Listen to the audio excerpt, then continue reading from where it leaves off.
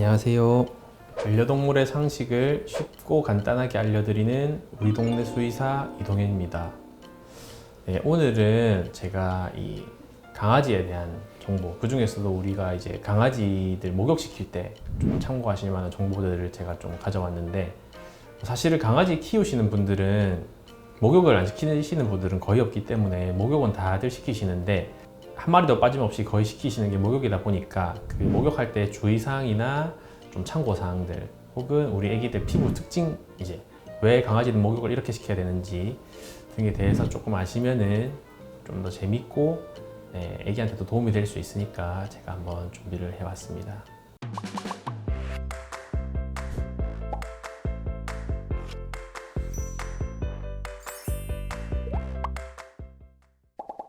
네, 그래서 첫 번째로 강아지는 그럼 사람이랑 피부가 뭐가 그렇게 다르냐에 대한 제가 정보를 좀 가져왔는데요. 네, 일단은 우리 사람에도 이제 피부에 산도가 있습니다. pH라고 저희가 부르는 건데, 이제 아시겠지만 pH는 7이 딱 중성이라고 알려져 있거든요. 그래서 이것보다 낮을수록 산성을 띠고 높을수록 알칼리성을 띈다고 알려져 있는데, 실제로 사람의 피부는 pH가 보통 5.5에서 6 정도라고 해요. 그러니까 심하진 않지만 그래도 어느 정도 약한 산성을 띠고 있다고 봐야겠죠.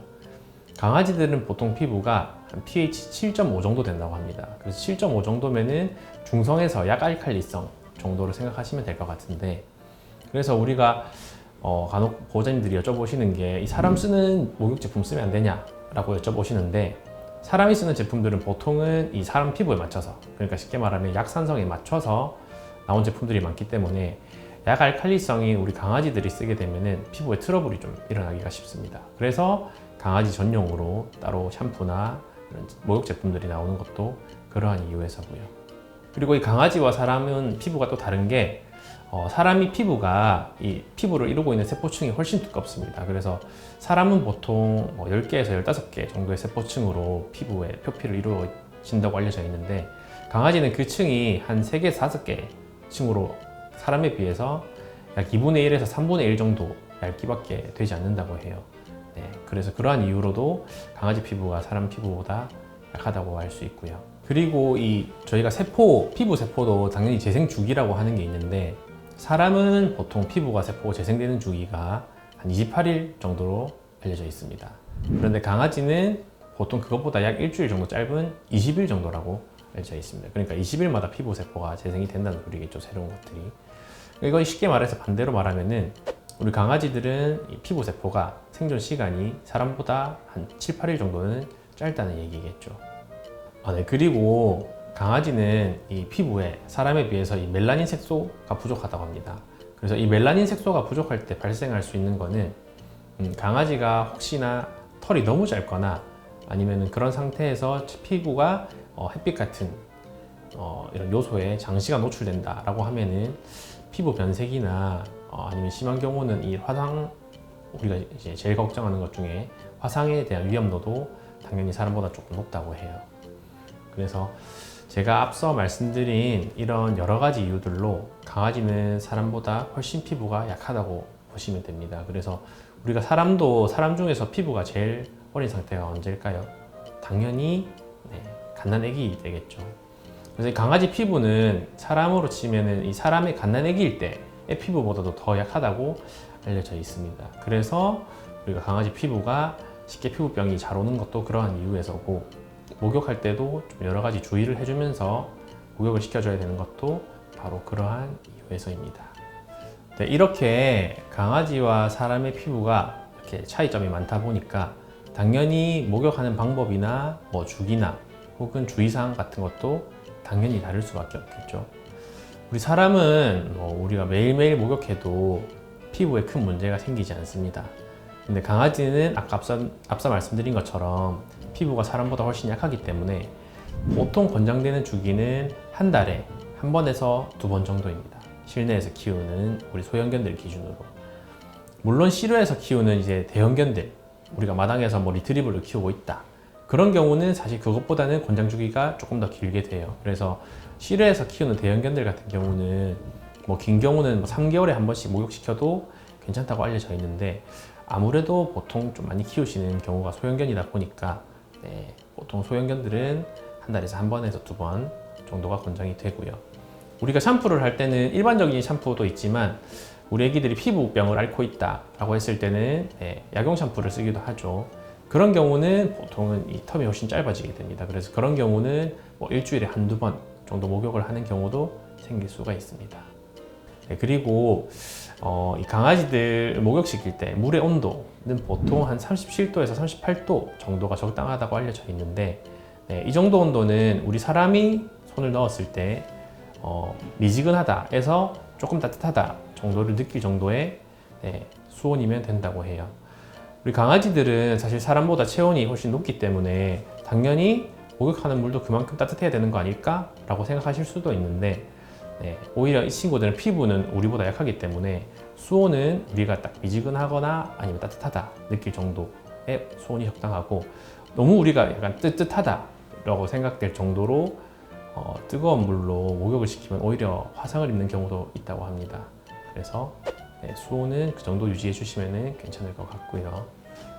그리고 또 샴푸 할 때, 목욕할 때 팁 중에 하나는, 우리가 이제 애기 목욕시킬 때 샴푸를 그대로 애기 몸에 발라서 그 상태부터 이제 샴푸질을 하는 경우도 있는데, 이 샴푸를 물이랑 미리 섞어서 좀 쉽게 말하면 샴푸 물처럼 만들어서 샴푸해주면은 조금 더 원활하게 샤워를 할 수 있다고 합니다.